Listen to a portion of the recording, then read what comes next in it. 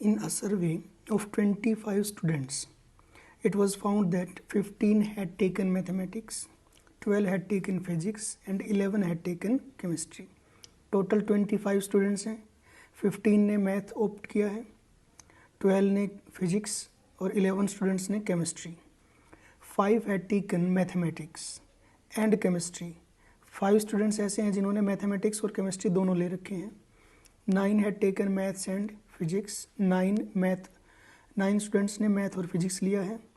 4 had taken physics and chemistry. 4 students ने physics और chemistry दोनों चूज़ करे हैं. And 3 had taken 3 subjects. और जो 3 स्टूडेंट्स ऐसे हैं जिन्होंने सारे के सारे सब्जेक्ट्स में तीनों सब्जेक्ट्स जो हैं वो ऑप्ट किए हैं. Find the number of students who had. अभी हमें कुछ ऑप्शंस दे रखी हैं, इनका आंसर हमने यहाँ पर करना है. स्टार्ट करते हैं. देखिए कुछ थ्योरी लिख लेते हैं ताकि थोड़ा अच्छे से क्लियर हो जाए. टोटल जो हमें स्टूडेंट्स हैं वो कितने दे रखे हैं. देखिए total students is equal to 25. फिर उसने कहा it was found that 15 had taken mathematics. Sets की बात करेंगे तो मैं मैथमेटिक्स के लिए एक सेट मान लेता हूँ जिसको नाम दे रहे हैं M. Let M be the set of all students who have taken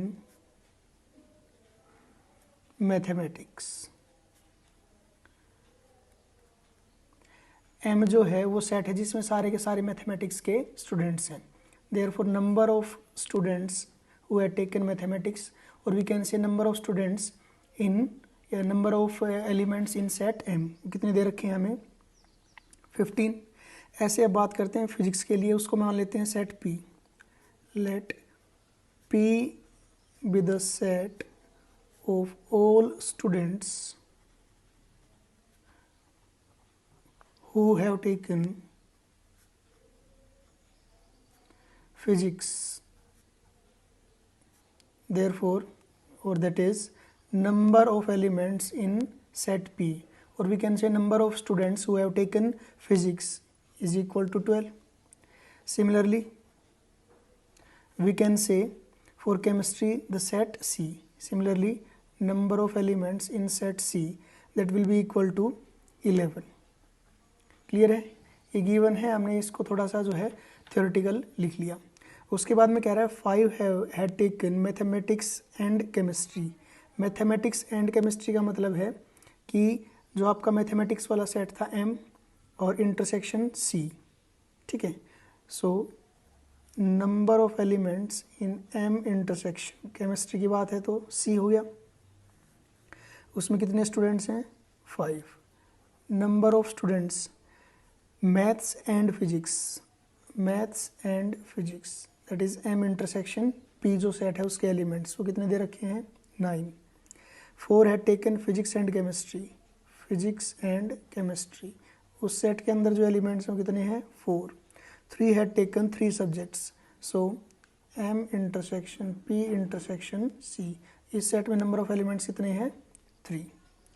clear है सारी चीज़ें. इसके बाद में उसने कुछ आपसे पूछा है भाई only chemistry, only mathematics, only physics, इनके बारे में आपसे पूछा है. वेन डायग्राम की हेल्प से करते हैं, बड़ा ही ईजी हो जाएगा हमारा क्वेश्चन.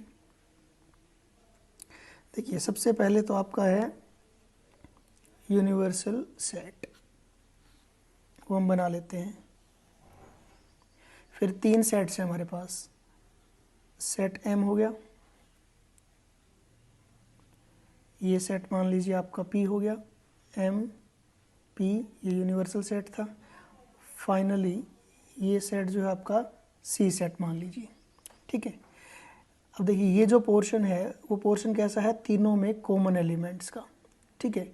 वो हमें कितने दे रखे हैं यहाँ से 3.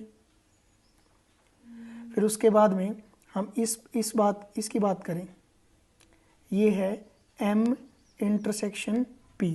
So number of elements in M intersection P कितने हैं, देखिए M इंटरसेक्शन P 9. इस पूरे के अंदर टोटल 9 थे जिसमें से 3 ऑलरेडी आ चुके हैं. 9 में से 3 गए, यहाँ पर बच गए 6. उसके बाद में ये जो पूरा पोर्शन है ये है C इंटरसेक्शन P का. C इंटरसेक्शन P उसमें कितने एलिमेंट्स थे हमारे पास 4. 3 ऑलरेडी आ चुके हैं तो यहाँ कितना रह गया 1। इसके बाद में ये पोर्शन M इंटरसेक्शन C, यहाँ पर एलिमेंट्स हैं 5, 3 ऑलरेडी आ चुके हैं, यहाँ पर रह गया 2। ठीक है, फिर यहाँ पर ये पूरा सेट देखिए, इसके अंदर number of elements in M की बात करें या number of students who have taken mathematics, total कितने स्टूडेंट्स हैं हमारे पास उसके लिए 15। 15 में से देखोगे आप 6 + 3 9 + 2 11 तो आ चुके हैं, कितने बाकी रह गए 15 में से 4। सो ये जो पोर्शन है ये, इसमें आपके पास कितने एलिमेंट्स रहेंगे 4। और ये पोर्शन कौन सा है कि number of students who have taken only mathematics का केस, केवल मैथमेटिक्स। ये देखिए पी सेट, उसके अंदर एलिमेंट्स कितने हैं हमारे पास 12। अब ये पोर्शन में 6 + 3 9 + 1 10 आ चुके हैं और टोटल हमारे पास स्टूडेंट्स थे उस केस में 12, तो कितने बच गए यहाँ पर 2। लास्ट जो केस है नंबर ऑफ एलिमेंट्स इन सी 11 थे, 3 + 2 5 + 1 6 और जो है टोटल 11 थे, तो यहाँ रह गया आपका 5। ठीक है, अब इसकी हेल्प से ना बड़ी आसानी से हम क्वेश्चंस को सोल्व कर पाएंगे। देखिए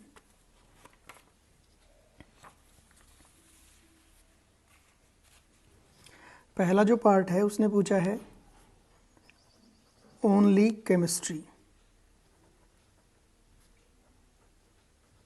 ओनली केमिस्ट्री। ओनली केमिस्ट्री के लिए हम क्या बात करेंगे, देखिए आप देखोगे यहाँ पर ये पूरा का पूरा केमिस्ट्री वाला पार्ट था। ओनली केमिस्ट्री का मतलब है ये वाला पार्ट यहाँ से नीचे तक का, उसमें कितने स्टूडेंट्स हमारे पास 5 है। सेकंड जो पार्ट है उसमें है हमारे पास only mathematics, only mathematics.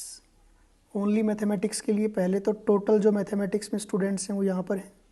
Only का मतलब है यहाँ से लेके ये ऊपर वाला पार्ट हो गया आपका, उसमें स्टूडेंट्स कितने हैं 4।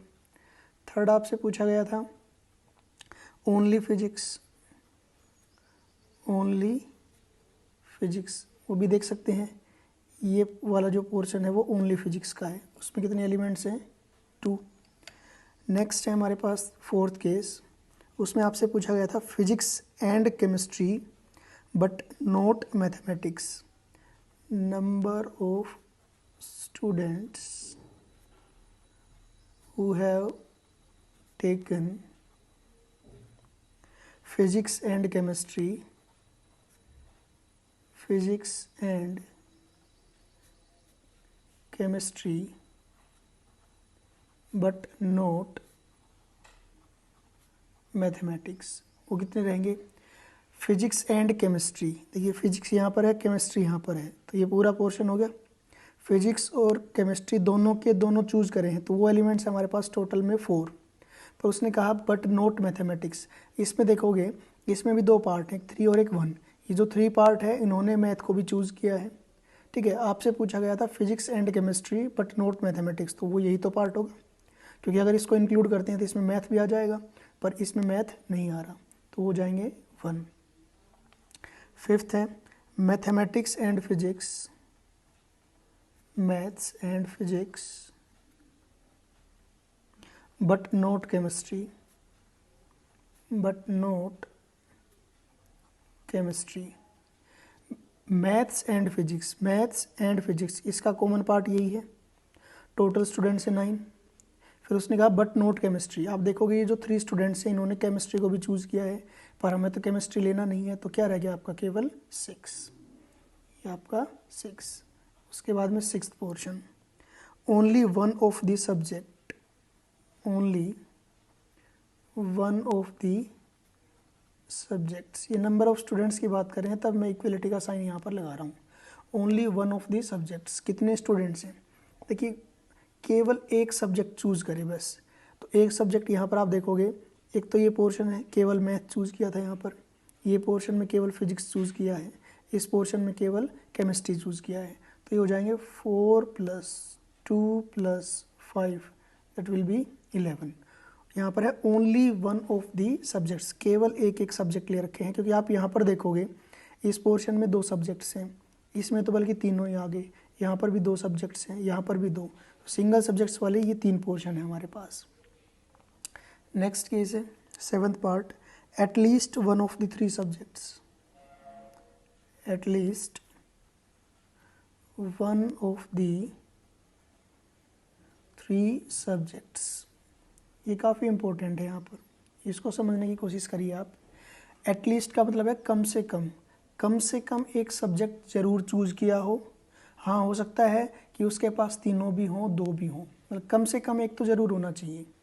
कई स्टूडेंट्स ऐसे भी हो सकते हैं ना जिनके पास कोई भी सब्जेक्ट ना हो, तो वह एक तरीके से वो हमने यहाँ पर हटाने हैं वो।